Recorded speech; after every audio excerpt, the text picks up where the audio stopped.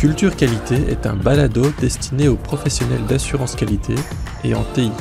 Nous sommes une communauté d'assurance qualité qui explore les dernières et les meilleures approches pour vous aider en toute agilité.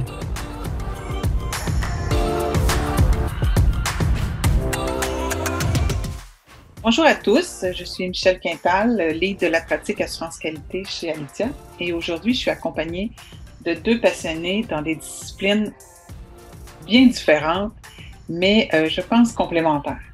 Donc j'ai Samia Sali-Kacher qui est coach agile et assurance qualité chez Alitia aussi, et j'ai Éric Germain qui est un scientifique de données chez Alitia. Donc, aujourd'hui, notre podcast porte sur un sujet qui, à mon avis, je dois l'avouer, est encore assez mystérieux face à l'angle de l'assurance qualité. Alors, d'ores et déjà, je serais tentée de vous poser la question sur le fait que j'entends beaucoup parler de l'IA, l'intelligence artificielle, et je me demande qu'est-ce que ça va changer dans mon métier, dans notre métier de spécialiste en assurance qualité. Alors, je lance la question. Alors, Michel, si tu permets, je vais me lancer, hein, et puis je vais voir ce que Eric pourrait rajouter. Je suis certaine qu'il a beaucoup de choses à dire. Alors, de mon expérience, en toute humilité, donc de Quality Assurance Expert, je ne détiens pas l'expertise en intelligence artificielle. J'ai donné une conférence récemment à l'Agile Tour Montréal, donc en novembre dernier. Donc, j'ai fait beaucoup de recherches. Effectivement, ce qui était intéressant déjà de voir, il y a deux axes. Donc, quand on parle de l'intelligence artificielle et de l'angle du QA et des tests, il y a l'axe de voir, OK, comment est-ce qu'on vient aider pour valider un modèle d'intelligence artificielle, mais aussi comment est-ce qu'on peut utiliser l'intelligence artificielle pour optimiser nos processus de test. Donc, ce sont deux axes complètement différents, mais et qui requièrent quand même, je dirais, beaucoup de recherche. Et moi, je te dirais aujourd'hui, c'est sûr que en regardant ça, est-ce que ça change? Ben, on va voir là tout à l'heure. On va voir qu'est-ce que ça peut donner, en tout cas à notre auditoire aujourd'hui, comme réflexion, ne serait-ce que ça. Donc, je sais pas, Eric, moi, je te lance aussi la question, c'est, honnêtement, j'ose pas devant toi définir ce que c'est l'IA, parce que j'ai l'expert devant moi. Si tu peux, toi, en fait, de ton angle d'expert, data scientist, si tu peux peut-être juste éclairer là-dessus, sur c'est quoi l'IA à notre public, déjà pour partir là-dessus, sur les mêmes bases, puis on peut continuer la discussion. OK, avec plaisir. Bonjour. L'IA, c'est un terme qui couvre très large et je pense qu'au fin de notre discussion, il couvre probablement trop large. Donc, je propose de le restreindre à ce qu'on appelle en anglais machine learning ou en français apprentissage machine ou apprentissage automatique ou apprentissage statistique. Alors, c'est quoi l'apprentissage machine? C'est un ensemble d'approches mathématiques et statistiques surtout qui permettent à l'aide d'un jeu de données, d'apprendre de ces données-là pour créer des modèles statistiques, des modèles mathématiques qui vont, par exemple, soit permettre de mieux comprendre les relations entre nos données ou, dans le cas de l'apprentissage supervisé, puis ce qui est peut-être le plus spectaculaire, entre guillemets, de faire des prédictions. Alors, c'est un peu ça l'apprentissage machine. On va apprendre de nos données afin d'obtenir une certaine utilité, un certain résultat. Bon, évidemment, il y a tout un aspect statistique à la chose qui fait qu'un modèle d'apprentissage machine, ce n'est pas quelque chose qui va nous donner un résultat de manière déterministe. Donc, on n'a pas de résultats garantis. C'est un peu comme le cerveau humain. Le cerveau humain, ce n'est pas un ensemble de règles qui vont donner un résultat spécifique. Donc, il y a un aspect un peu aléatoire qui va dépendre des données exactes sur lesquelles on va entraîner nos modèles, qui va dépendre de la chance un petit peu parce qu'il y a un aspect vraiment aléatoire là-dedans. Et ça, pour le premier axe que tu mentionnais, Samia, comment tester des modèles d'intelligence artificielle, ça, c'est un défi parce que n'ayant pas cet aspect déterministe-là, là, ça augmente le risque au niveau de l'assurance qualité. Moi, je pense que c'est là, au départ, qu'il y a vraiment un enjeu très important. Mais de ce que j'en comprends, Éric, je comprends bien tout le volet déterministe, comme tu dis, mais déjà les données là, dans le monde de l'assurance qualité, c'est un élément qui nous complique un peu la vie. C'est toujours un défi d'avoir la bonne quantité de données, les bonnes données, une belle qualité de données. Là, ce que j'entends, c'est qu'en plus, ça peut varier, mais l'autre chose que ça sous-entend aussi dans ce que j'ai compris jusqu'à maintenant, c'est que pour pouvoir faire cette analyse statistique-là ou avoir la bonne qualité de données, il faut avoir un historique de données. Fait que là, Oui. on rajoute une couche de plus au niveau de la donnée si on veut, euh, selon l'angle de test qu'on va vouloir faire. Donc, ce que j'en comprends, c'est la variabilité. Ben, je vais appeler ça variabilité et corrige-moi si le terme n'est pas bon. Et le deuxième, c'est l'historique, la quantité de ces données-là qu'on va avoir de besoin. Mais Oui. Michel, si tu permets, juste avant d'embarquer, justement, Eric, en fait, tout à fait. Moi, tu sais, dans le sujet de recherche que j'ai fait, effectivement, il y avait comme la donnée avait beaucoup de place. En fait, finalement, toute la place était pour la donnée. Oui. Et ce que j'ai réalisé, c'est qu'il y avait comme je dirais pas ça, problématiques ou deux axes à regarder encore là. C'est qu'il y a tout le processus de collecte de données. Justement, d'où est-ce que je vais chercher ces données-là pour alimenter mon modèle, puis comment je peux les vérifier? Comment je peux m'assurer qu'elles sont correctes, valides? Mais aussi, c'est quand mon modèle en sortie me génère des données aussi.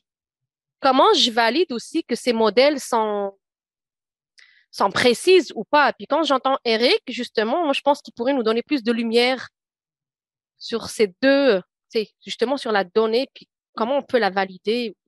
Oui. C'est ça. Il y a deux portions spécifiques. Puis moi, je suis un scientifique de données, donc dans mon métier, je me concentre sur la partie qui est en aval. Donc, une fois qu'on a des données qui sont prêtes à l'emploi, qui ont été traitées de manière convenable, là, il s'agit d'entraîner des modèles, de les valider et d'en mesurer la performance. Mais en amont de ça, il y a toute une portion là, il y a tout un travail qui doit être fait pour s'assurer que ce qu'on va donner au modèle comme nourriture, que c'est correct. Donc, il y a une question de quantité de données, mais ça, habituellement, ça vient plus tard parce que ce n'est pas nécessairement parce que tu as plus de données que tes modèles vont être meilleurs. Il faut que tu en aies suffisamment. Si tu en as trop, tu ne vas pas nécessairement améliorer ton sort. Ça dépend du domaine. Je vais donner un exemple. Moi, j'ai travaillé beaucoup avec des données industrielles. Bien, avec des données industrielles, parfois, bon, on a eu un projet avec des procédés, un procédé chimique. Bien, parfois, au fil du temps, il y a des changements dans le procédé qui vont faire en sorte que tes données avaient tel genre de relation au début, puis éventuellement, ça change. Ce n'est pas les données comme telles qui sont en cause, c'est le procédé.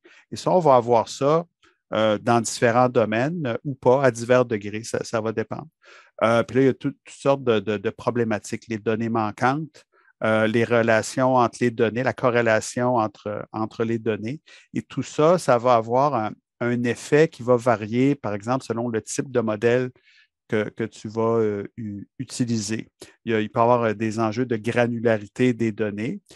Et peut-être qu'on va simplement se rendre compte aussi qu'on n'a pas assez de données, comme on disait tout à l'heure, puis que pour avoir suffisamment pour avoir un modèle suffisamment performant, qu'il faudrait plus de données. Mais ça, c'est une analyse qui doit être faite à la pièce. C'est le travail à la fois du scientifique de données qui a une compréhension de ce qui doit être fait point de vue mathématique, statistique, puis aussi de l'ingénieur de données qui, lui, doit s'assurer que les données sont acheminées à l'algorithme de manière fiable et répétable, que la donnée veut toujours dire la même chose, qu'il n'y a pas d'enjeu lié dans le traitement des données, donc des enjeux plus informatiques ou rebrassage des données. Donc, ce sont les différents enjeux.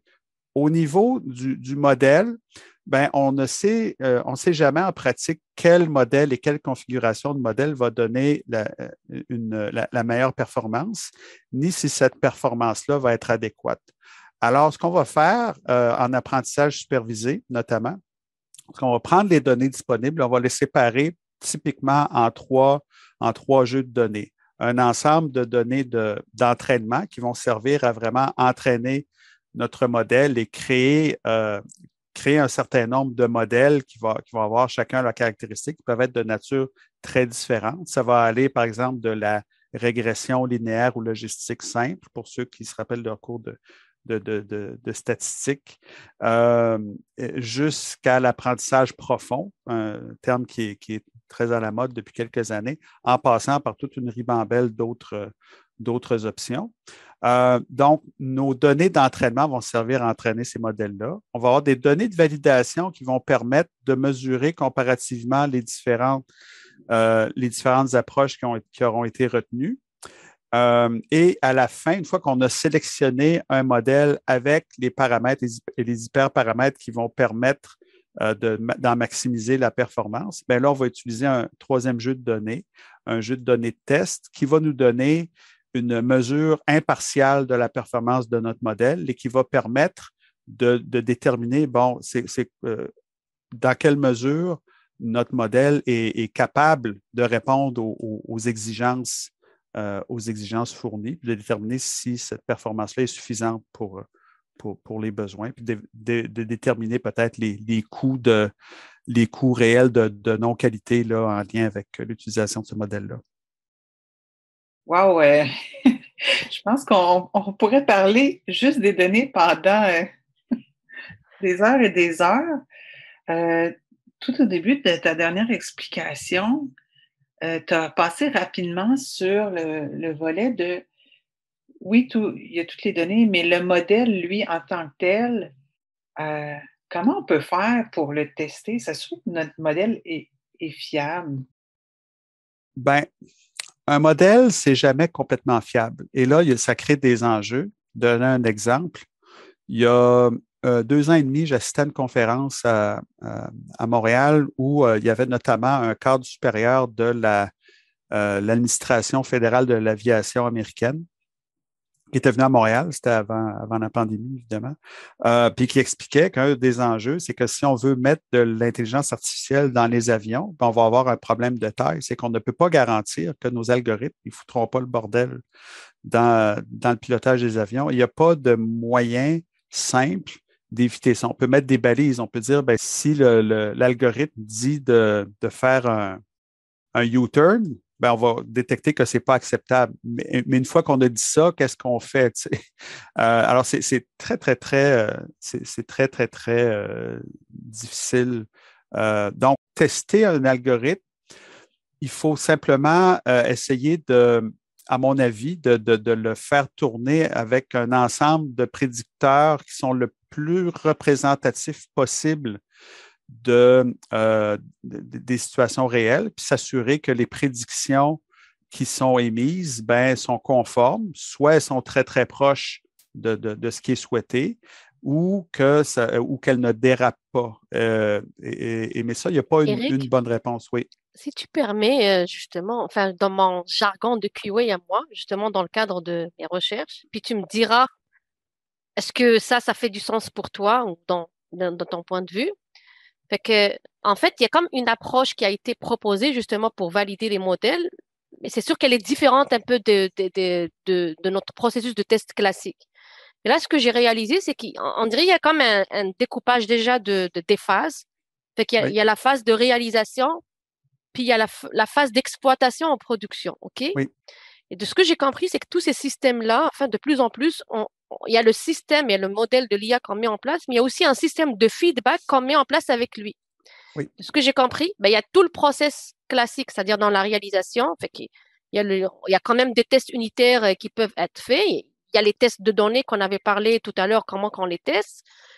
Mais par la suite, ce que j'ai compris, c'est que directement, on tombe dans les tests à travers les feedbacks qu'on reçoit, donc des utilisateurs. Les feedbacks, quand je dis feedback, par exemple, quand l'algorithme propose quelque chose, fait qu'on demande à l'utilisateur est-ce que c'était proche de ce que vous attendiez ou pas.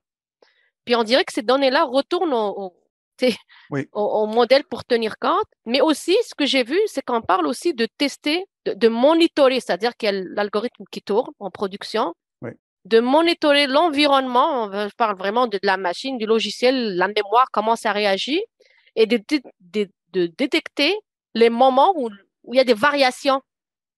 Oui. C'est comme de les extraire pour aller comprendre pourquoi les variations. Fait que je te résume ça comme ça de mon angle QA et des approches finalement données pour un QA qui sont dans un projet IA. de comment est-ce qu'il pourrait se tester. Fait est-ce que ça te parle, ça fait du sens pour toi? Oui, oui. Oui, je crois que tu as tout à fait raison. Tu as très bien présenté. Fait que je vais parler de ça, puis après, je vais revenir sur ce que je disais tout à l'heure pour faire le lien. Alors, une fois qu'on a des modèles, le scientifique des données va produire un modèle ou des modèles alternatifs. Et il y a toute une discipline là, qui est en émergence qui s'appelle le MLOps, que les racines un peu, ça vient de DevOps, ce genre de discipline-là, où on va s'intéresser à notre modèle une fois qu'il est en production. Est-ce qu'il performe suffisamment? Puis est-ce qu'il se met à dériver, par exemple? Parce que, comme je l'expliquais tout à l'heure, les données peuvent changer. Notre modèle qui était performant peut cesser de l'être. Et là, il y a des décisions à prendre. Est-ce qu'on réentraîne de nouveaux modèles? Est-ce qu'on remplace notre modèle? Et quand est-ce qu'on le fait? Et quel est le niveau de risque associé à ça? Donc, il faut faire un lien avec les opérations. Justement. Et il y a des outils qui émergent pour gérer cette portion-là. Alors, tout ça, le MLOps, ça devient progressivement là, partie prenante de toute la discipline de la science des données. Et ça, c'est très, très important lorsqu'il s'agit d'évaluer la capacité d'un système à faire, par exemple, de bonnes prédictions, de s'assurer que ce mécanisme-là, qu'il y a des aspects technologiques, mais aussi des aspects humains, parce qu'il y a une prise de décision qui doit être faite sur qu'est-ce qu'on fait avec les modèles, que ça, c'est au point puis que ça fait le travail. Pour faire le pont avec ce que je disais tout à l'heure, avec la notion de test de modèle, ben, MLOps et la science des données, ça nous permet de dire que notre modèle est conforme à notre spécification, c'est-à-dire il va nous donner une fiabilité de X%. Dans le cas de modèles de classification, ceux qui permettent de dire, ben, on prend une décision, oui, non, ou par exemple. Ben, pour ce type de modèle-là, on va avoir on va pouvoir calculer la fiabilité du modèle ou la précision du modèle plutôt. C'est le terme que je devrais utiliser. Est-ce que notre modèle fait la bonne prédiction dans quelle mesure il a un bon pouvoir d'identification des cas positifs, d'identification des cas négatifs. Est-ce qu'il y a trop de faux positifs, de faux négatifs, ce genre de trucs-là? Pour les prédictions qui sont en continu, ben, c'est quoi notre erreur par rapport à la valeur réelle? Mais par contre, le langage qui n'est pas présent dans cette discipline-là, c'est est-ce que le modèle va, par exemple, faire des prédictions qui sont vraiment en dehors de ce qui est acceptable, des prédictions ponctuelles. Et là, c'est là que pour la discipline de test, à mon avis, il y a une réflexion à faire. Donc, il y a une couche d'ingénierie peut-être, au sens génie logiciel du terme, qui doit être ajoutée. Autrement dit, un modèle, c'est un modèle, puis un modèle, ça fait des prédictions, par exemple, ou ça fournit certaines informations sur les relations. Mais si on veut implanter des systèmes, il faut voir ces systèmes-là comme des systèmes logiciels qui comportent une composante apprentissage machine et qui, elle, ajoute un petit peu de défis, disons, pour les tests du système logiciel au sens où on le conçoit habituellement. C'est sûr que quand on revient au volet logiciel de tout ça, même si tu parles de MLOps puis tout ça, moi, ça sonne aussi axe outils pour être capable de faire ça. Oui. Est-ce qu'il y a des outils de prédilection, des plus populaires que d'autres ou des émergents? Est-ce que peux-tu te parler un peu du volet tooling, outils autour de ça? Ouais. Bon, il y a vraiment plusieurs trucs qui existent en matière d'outils, puis j'aurais pas la prétention de les couvrir de manière exhaustive. D'abord, le scientifique de données à la base, là, les outils de base, c'est au niveau programmation. Le scientifique de données va généralement connaître R pour travailler, puis notamment faire des données statistiques, puis il va connaître aussi le langage Python, qui est assez universel pour tout ce qui est scientifique de données et développement de systèmes. Bon, ce n'est pas exclusif. On peut faire de la science des données, de l'apprentissage machine avec d'autres langages, mais en Python, s'il s'agit d'opérationnaliser des systèmes, ben, c'est pas mal un incontournable. Et dans Python, comme dans R, il va y avoir des bibliothèques spécifiques pour faire, par exemple, l'apprentissage profond et aussi pour faire tout tout le pipeline de données pour faire le traitement des données à partir des données brutes, où on va faire, par exemple, en anglais, le staging, donc préparation de données, première étape, préparation de données, deuxième étape. Les données sont prêtes pour être consommées par des modèles, donc ça va être fait en Python. Ça, c'est quand on... Et après ça, génération des prédictions et exploitation des prédictions. Et là, avec l'interfaçage, on va, par exemple, créer des modèles qui vont pouvoir être mis dans des conteneurs qui vont pouvoir être appelés par un REST API, par exemple. Bon, ça, c'est une façon de le voir qui est assez standard. Maintenant, il y a aussi, il y a aussi tout un écosystème ou des écosystèmes qui permettent d'encapsuler tout ça avec des outils et des environnements, par exemple, en info nuagique. Comme chez Alitia, on travaille beaucoup, par exemple, avec les environnements Azure. Moi, personnellement, je travaille surtout avec les environnements Azure, mais il y a aussi chez Alitia des gens qui travaillent avec les environnements AWS, là, qui vont contenir un ensemble d'outils qui inclut des outils pour faire, par exemple, l'entraînement, la validation, la sélection et le déploiement des modèles, mais aussi tout ce qui va en amont et en aval. Et là, il y a une panoplie d'outils. Donc, sous Azure, moi, je connais Azure Machine Learning, mais c'est un exemple, il y en a plein d'autres. Et tout ça s'intègre et tout ça tire parti, des capacités de ces plateformes en info nuagique d'aller stocker les données et les rendre disponibles, par exemple, dans des lacs de données, ce qui est une tendance importante. Donc ça, il ne faut absolument pas négliger ces questions-là. Et si on veut faire l'apprentissage machine pour bâtir des systèmes, ben c'est absolument fondamental de considérer ces plateformes-là. Il y a aussi des outils. Puis avant de poursuivre, moi, je m'intéresse notamment à l'outil Databricks qui permet de faire de la science des données, du traitement de données de manière distribuée avec les technologies de la famille Spark, par exemple. Donc, quand on est vraiment dans le big data, dans les méga données, on a beaucoup de données, mais on ne peut pas faire ça sur un processeur. On va distribuer nos données, ça permet de faire ça. Et aussi toutes sortes de plateformes qui existent pour simplifier peut-être la science des données et rendre ça plus accessible pour les gens qui n'ont peut-être pas accès aux mêmes environnements ou dont c'est peut-être pas la spécialité.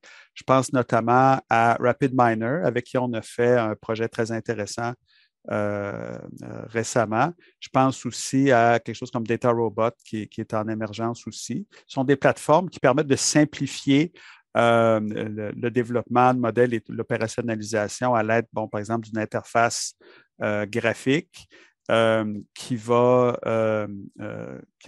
nous permettre par soit du drag and drop ou l'utilisation d'outils assez simples de générer des modèles et de les rendre disponibles. Puis souvent, ces plateformes-là vont aussi incorporer une flexibilité pour pouvoir étendre des fonctionnalités par des programmes qu'on va développer soi-même, par exemple en Python, par exemple. Donc, il y a vraiment beaucoup de choses qui existent. Mais si tu permets, moi, j'entends aussi parler aussi de Power BI, Excel, qui sont comme utilisés aussi pour l'aspect de visualisation. Est-ce qu'on peut aussi considérer l'importance d'avoir ces outils-là dans...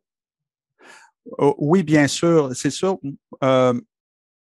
Chez Alitia, on a des experts en visualisation. Moi, je travaille, un peu comme tout le monde là-dedans, mais je ne suis pas un expert en visualisation. Donc, on va faire des trucs avec Power BI, effectivement. Les enjeux en visualisation sont les mêmes un peu que pour tout ce qui est BI de manière plus générale.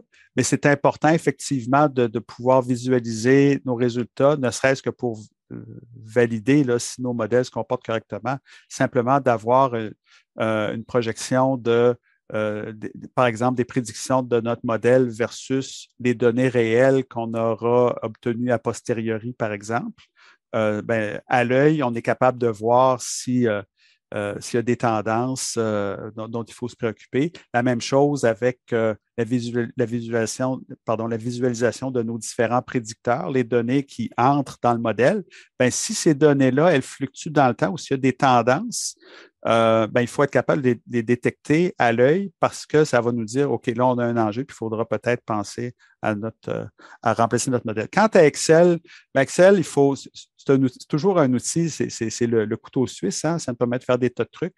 Mais pour faire de la science des données, à mon avis, c'est nettement insuffisant. Excel va être utile à la pièce pour faire des manipulations de base sur des données. Bon, mais déjà, les fonctionnalités en apprentissage machine dans Excel, c'est pas vraiment là, c'est extrêmement limité. Et deuxièmement, si on est avec de grands ensembles de données, votre Excel, ça va déborder, là, ça ne fonctionnera pas et vous allez planter. Il y a d'autres outils qui permettent de faire ces explorations-là et ces manipulations-là de manière plus efficace. Merci, Eric. Merci, Eric. Puis là, jusqu'à maintenant, là, on a quand même discuté du modèle, de l'IA, du machine learning, des données. Je ne sais pas, même Samia, peut-être même, je ne me rappelle pas trop dans la conférence, mais dans le fond, est-ce qu'on peut... certainement, non, c'est sûr qu'il y a un moyen d'utiliser l'IA, dans le fond, pour certainement optimiser les outils de test. Écoute, Michel, effectivement, bon point. De plus en plus, ça s'utilise de plus en plus. Alors, je te dirais qu'effectivement, il y a 2 ans, c'était pas aussi mature que ça l'est aujourd'hui. C'est-à-dire, aujourd'hui, il y a des usages qui sont quand même prouvés, hein. Il y a 2 ans, il y avait des usages, c'est comme, je dirais, c'était plutôt de la publicité, mais dans les faits, quand on regardait les outils en soi, on comprenait pas le lien avec l'IA. Mais je peux te nommer des axes. Tu sais, par exemple, moi, j'ai vu certains outils qui génèrent donc automatiquement les cas de test à travers une navigation et qui te prévoient aussi, qui peuvent te prédire d'autres cas de test qui peuvent arriver, tu sais, selon ton logiciel. Tu as aussi des outils qui te permettent de générer automatiquement les tests automatisés. Hein. Regarde, génère automatiquement les tests automatisés, encore une fois, à partir d'une navigation.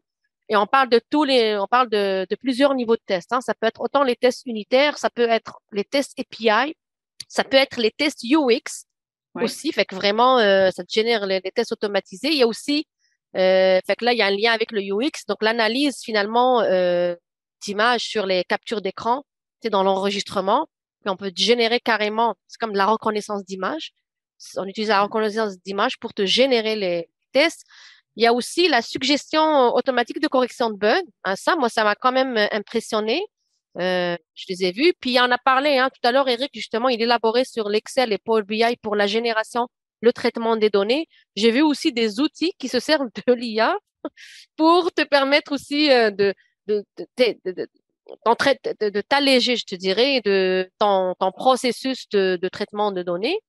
Mais il y a aussi un autre qui est l'allocation dynamique de localisateurs aussi. Hein, on a vu, nous, tu sais, quand on a l'expertise en automatisation, souvent on a un défi sur cette partie-là. Puis j'ai vu qu'il y a de plus en plus d'outils qui offrent cette possibilité-là. Puis peut-être là, je fais le lien avec Eric. Je me rappelle plus, là, tu sais, on a eu un stage à un moment donné chez Alitia que tu as mené avec ton équipe. Tu peux juste nous en parler. Peut-être ça va comme éclairer un peu cette portion. C'est notre usage à nous chez Alitia.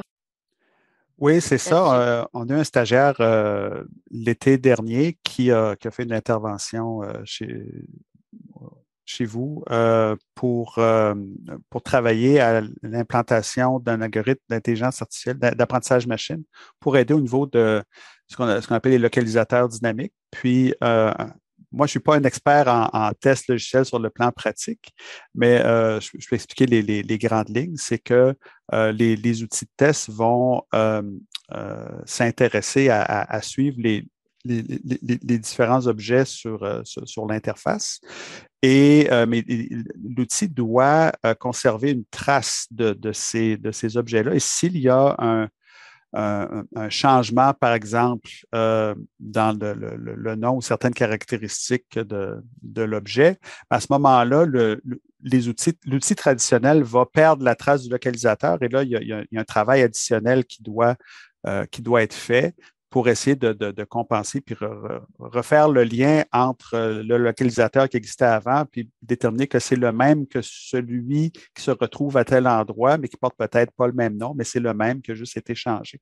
Alors, l'idée, c'était de développer un algorithme d'intelligence artificielle qui soit suffisamment performant pour faire cette détection-là puis reconnaître que, ah, OK, ben ça, c'est lui, c'est le même que l'autre avant, donc on garde cette trace-là et ça permet de poursuivre le travail de manière convenable.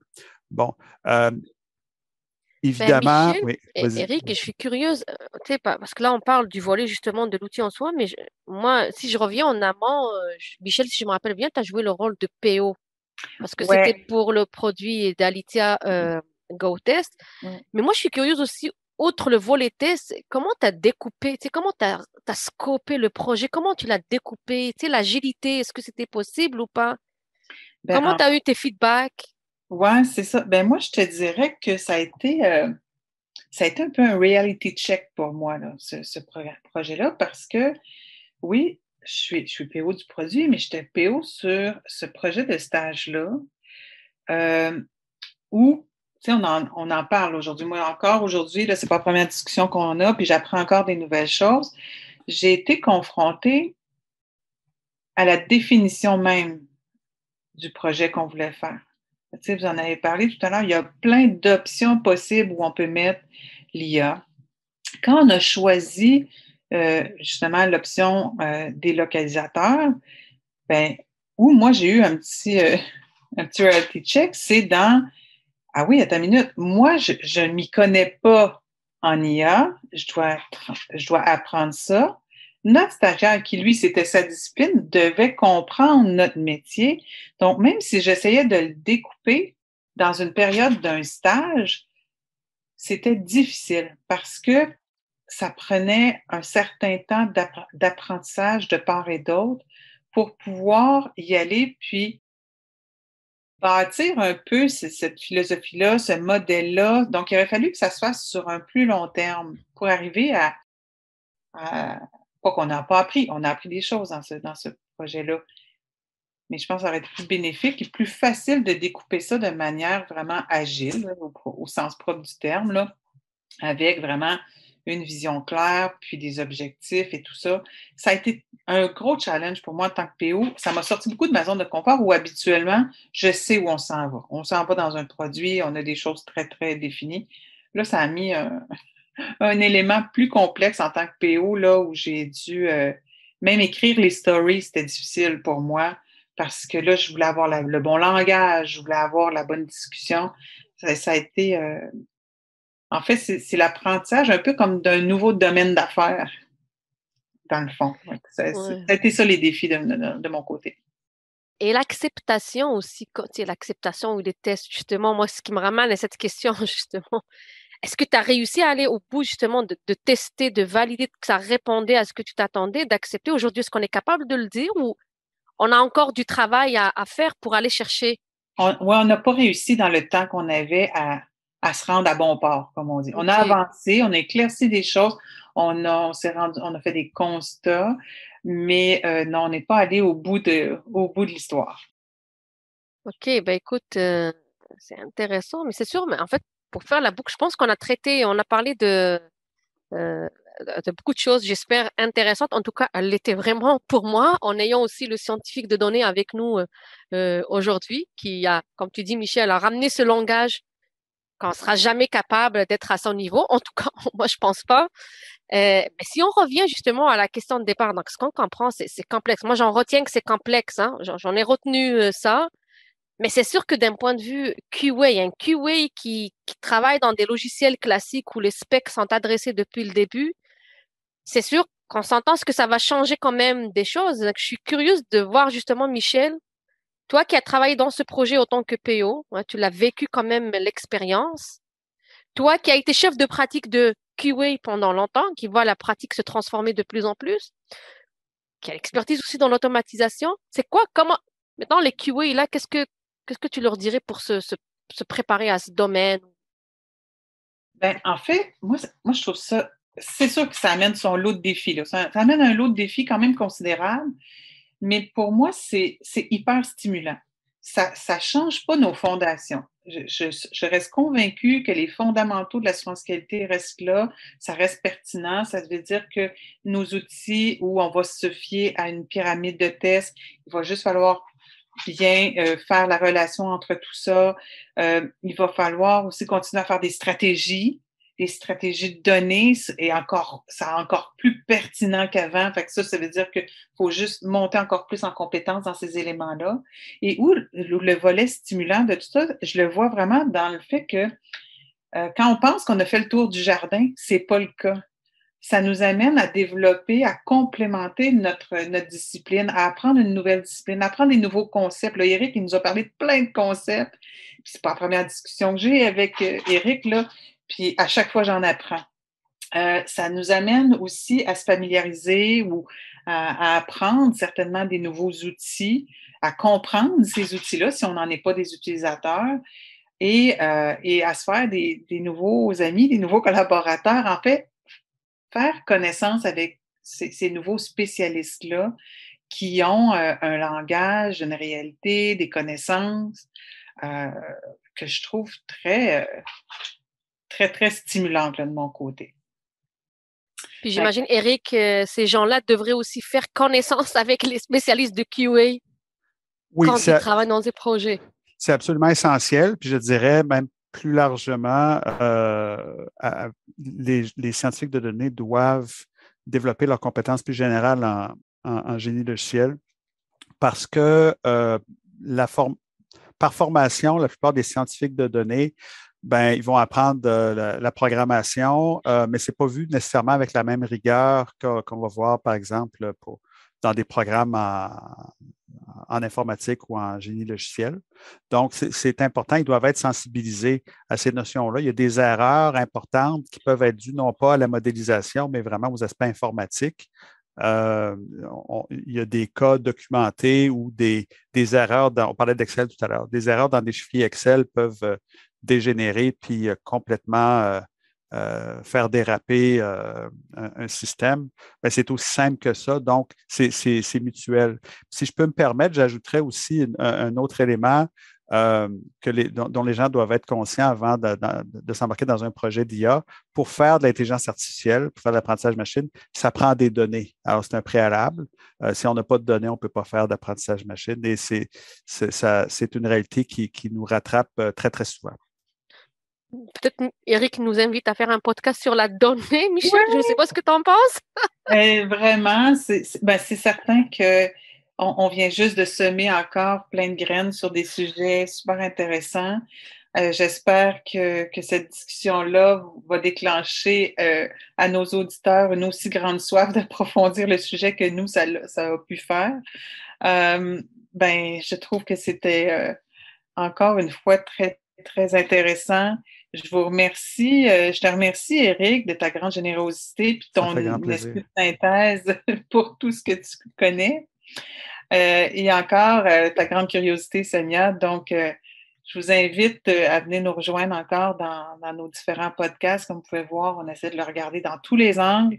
Et on se dit à la prochaine. À la prochaine. Merci. Merci beaucoup. Au revoir.